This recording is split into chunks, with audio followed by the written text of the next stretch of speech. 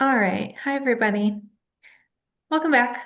We are on chapter 24, Hobbies, Charity, Groups, and Clubs. And this is within the section of lead generation. So this is some different ideas of how to utilize your social life and turn that into lead gen. A couple benefits of doing that are you might be doing it anyway. So there are some good tweaks of how to take what you're already doing, where you're already spending time, and turn that into business opportunities. Secondly, if you're not involved in anything, or maybe you just moved to a new area, it's a good excuse to get involved with some things that you naturally have an interest in. And then you're also going to have something in common with the other people there, and that will build trust automatically. So those are some of the benefits. And it's usually more fun than cold calling for most agents. For sure. Yeah. So we have a small group today, but I would love to hear both your thoughts on this chapter or any questions. Yeah. So I have a group of close friends that we have book club. I was just saying to one of my coworkers, it's funny, I think we've been meeting for over 15 years now. Yeah, and I'm the only realtor in the group. Most of us have worked in the mortgage business in some factor, facet or another. But yeah, I mean, so with me being the only realtor, I've done business now with one of them, two transactions for their family. One of the others already has mentioned in the very near future, her and her husband will probably be moving out of state, just to another nearby state, but I'll be able to connect them with a referral partner, probably for either Delaware, Maryland, or Pennsylvania, Mhm. depending on which way they decide to go, and then, be able to list their house for them.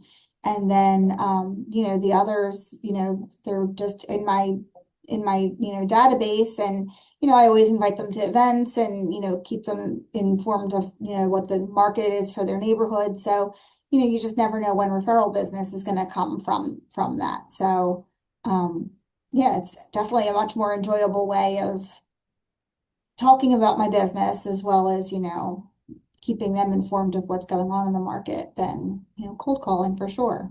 Yeah, absolutely. Does it ever feel awkward to talk about real estate, or does it just kind of come up naturally? No, it usually just comes up naturally because I mean Yeah, they're usually the ones that bring it up right. because they know that it's what I do. So, typically like once we're there and we're talking about the book or we're done talking, usually we only talk about the book for a little bit, even though it's book club. Right. It's usually wine and food and conversation and catching up and whatnot. But, within all of that conversation, it's, hey, what's going on? Or they'll have seen a poster, a video or something that I've done, and Mhm. they'll, just start talking about it. So, that's just how it just naturally comes up in conversation. Yeah, and I love what you said that they bring it up. Mm-hmm. And sometimes they even bring up something that they saw you post. So all of Yeah. these different things are kind of working in tandem to keep you top of mind. Yeah. I've found the same thing. Once people realize that I'm in real estate, like a new person, and it clicks with them and then they remember it, that's usually the first thing they'll bring up when I see them Mm-hmm. again because people are so interested in real estate. Mm-hmm. It's a Yeah, and great thing. a lot of times it's because they think it's I think it's a lot more glamorous than it is. Yes, they do. They'll think it's, a lot of what they see on TV and whatnot. And so, they want to know all that kind of stuff. So, Mhm. you know, yeah. That's okay. That works in our favor It because sure it's does. great that they're bringing it up. Yeah. Sharon, what do you think? This is exactly the situation in which I got this referral. I'm a member of a local organization, um, political organization as it happens, and um, I've actually gotten, I think I mentioned this last week, a number of referrals from people that I've met through that. So this just happens to be a woman that I know through that organization who works for some sort of a social support organization. Hmm. Um, and got a phone call from someone who was um, new to the area or coming back into the area and had some specific needs, and started talking to her about wanting to buy this lot to park his RV on and live there. And um, she immediately thought of me. She knew I was in real estate just from our interactions from the organization. So she called me and connected the two of us. And so that's how it happened. It just kind of happened in the last few days. And then I attended an event last night um, where she was, and just in conversation around the dinner table, more people got to know that I was in real estate.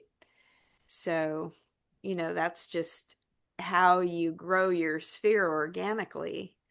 And it really is, I sincerely believe it's the best way to gain business, is that one-on-one, just sort of as an ancillary conversation topic that comes up. Um, so it's a non-threatening atmosphere, and I agree with you that it's often the first thing that people bring up Mhm. when I see them again, another time, because they are curious about what's going on in the real estate market. I mean, the economy itself is on everybody's mind right now, and housing is a big part of that. Yeah, so do you both have kind of a go-to response when somebody says, "How's the market?" Or do you just base it off of what is happening in your own business at that time? How do you handle that question?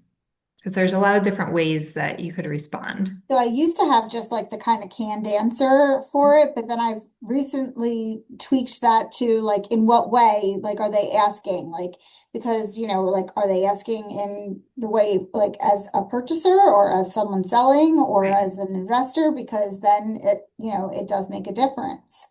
Yeah, And then I can kind of cater the response to that. So I found that's a lot more helpful, by asking more questions. for sure.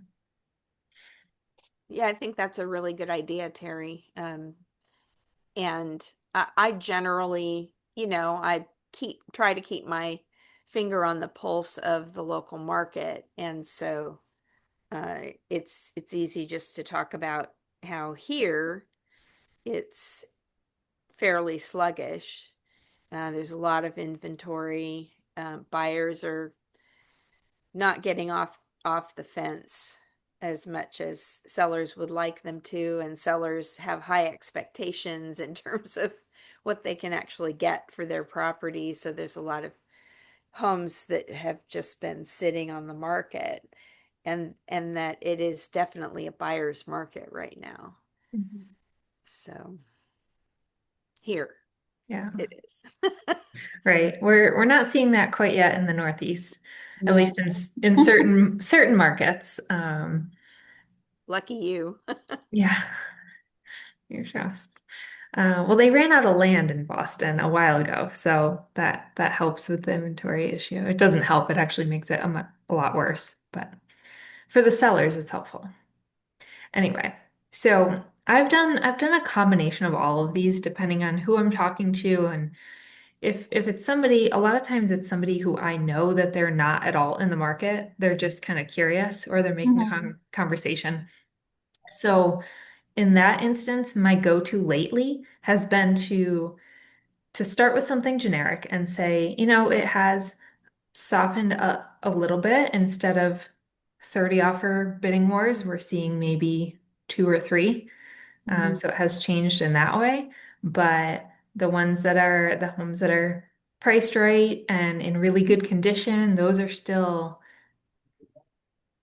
seeing multiple offers and going above asking. And then, so I'll say something kind of generic like that. And then if I have a real example of a current client or a situation I have, I'll share that in kind of a, anonymous way.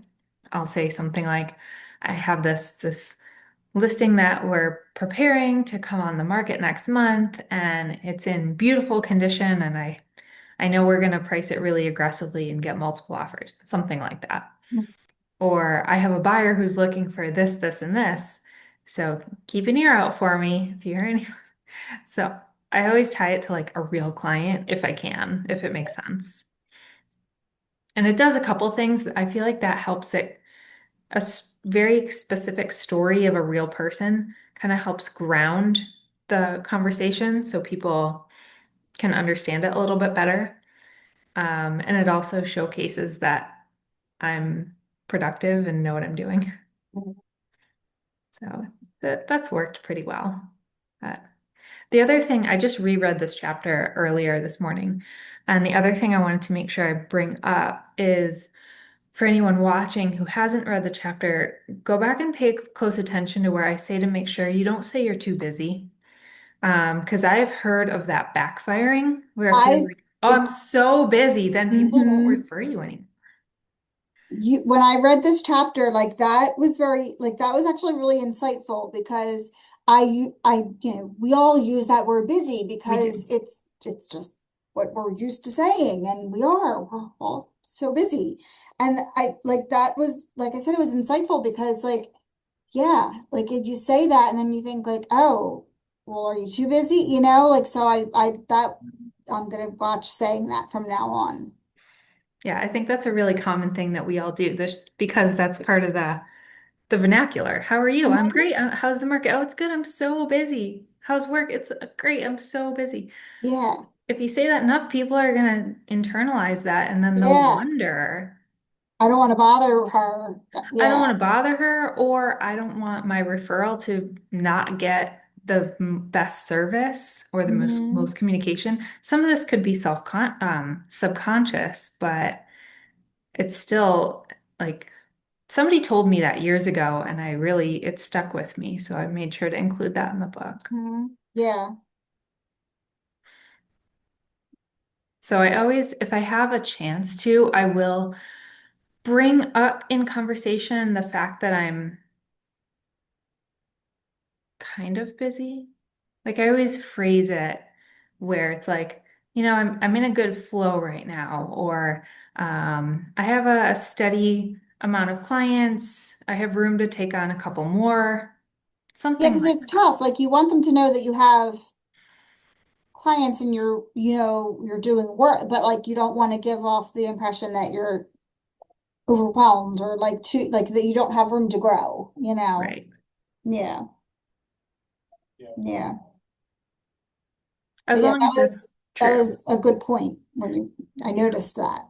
Yeah. As long as that's true. I mean, somebody might be watching this and they are too busy and can't take on new clients. And then that's fair to say. And then they could say something like, you know what, I'm actually really, my plate is very full with my current clients and any future clients that come my way right now.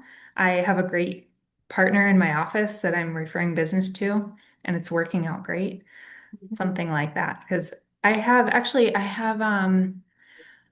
a listing appointment tomorrow with a woman who had reached out she just bought the house a couple of years ago, and she reached out to the agent who sold her the house and was her buyer's agent and said, "Hey, we're gonna sell. Do you want to sell it?" And the agent said, "No, I'm too busy. I can't."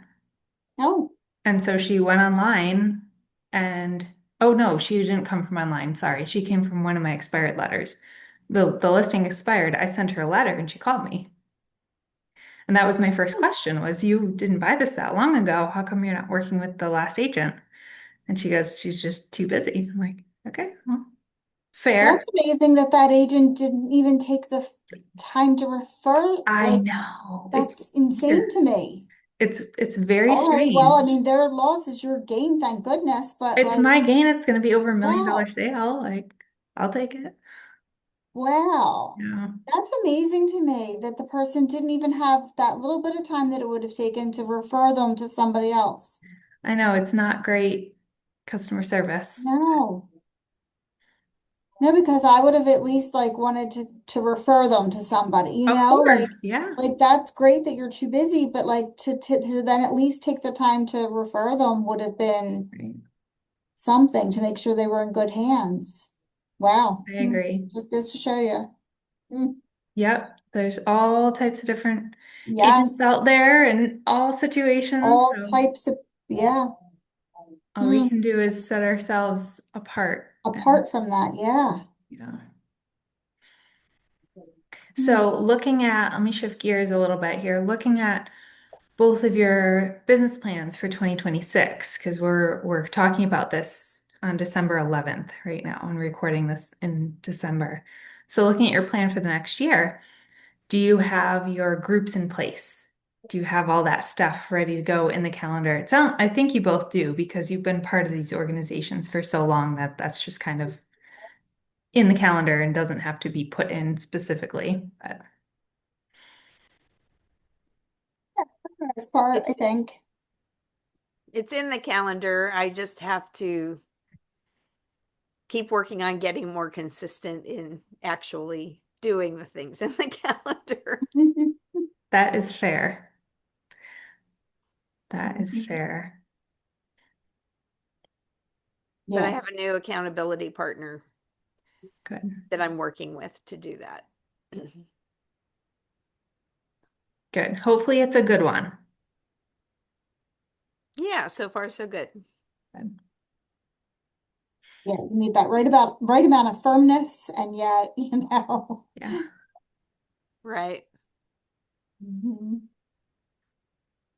Awesome. Any other thoughts or questions on this chapter? Mm-mm.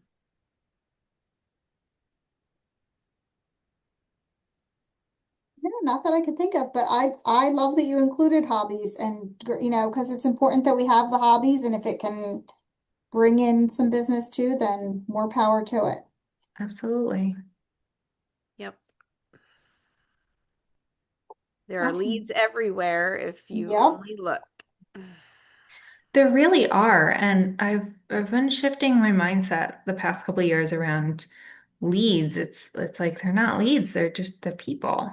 There are so Hmm. many people who actually do really need our help. Oh my God, I have another client who hired me this week and we had everything we had a plan in place. And then she emailed me late last night. I saw it this morning and said, "Oh, I didn't share this really crucial piece of information about my financial situation that's going to change whether or not we even sell." And I'm like, okay, this was another expired. So her last agent never had that conversation that I'm aware of. But the first thing I said was, "Do you have a financial planner?" And she said, "No." She's 80, by the way. Oh, And yeah, um, she said, "No, I don't have a financial advisor." I said, "Okay, call mine, and that'll be the first step to really figure out what the best thing for you is, because this is getting out of my wheelhouse. Like, I can help you with the sale, but I can't tell you if it's a good idea to sell right now or not for your overall financial future." So just like finding people who need our help, whatever that looks like, that's the job. yeah, because you want to make sure she's in a good position for, yeah, Yeah, absolutely. And if it makes more sense for her to stay put, we'll stay put. yeah. And if she's physically able to, Yeah, she is. It's all a financial thing. yeah. Oh So gosh. I know. I'm like, okay, well, let's get her the advice that she needs Mm-hmm. from a different Yeah, professional. yeah. Unfortunately, it doesn't always work out that way. You know, you think you're helping someone. We had some neighbors who talked for years about selling their house, and so they weren't ready, and they weren't ready, and they weren't ready, and that was all fine. And then finally, they were ready, and they had a plan, and so we helped them sell the house, and then the plan did not turn out anything like they had hoped it Oh, to turn out. And so they ended up actually back in this area trying to find a place to live. Oh gosh. And Oh, I felt so bad because, had, you can't have a crystal ball, but had I known Mhm. that it would turn out that way, I would have never, I mean, I would have recommended that they stay put, of where course, they but that were. sounds like it was not anything you could have predicted, or No, they it could have. isn't. It isn't. But I felt really bad Yeah. about the whole thing. But Yeah. I'm having lunch with the husband passed away not long after all of that happened, and then but I'm having lunch with the wife next week. So Good. Well, we can just do our best with the information we have. Yeah. Help people the best we can. Yeah. yep. I'm going to say hi to Ina real quick, and then I think we are going to wrap it up here. So we'll meet next week, and then we'll skip 2 weeks All right. for Christmas and New Year's. We'll see you Okie next dokie. week. All right. See you next week. Thank you Bye bye. all. Bye. Bye.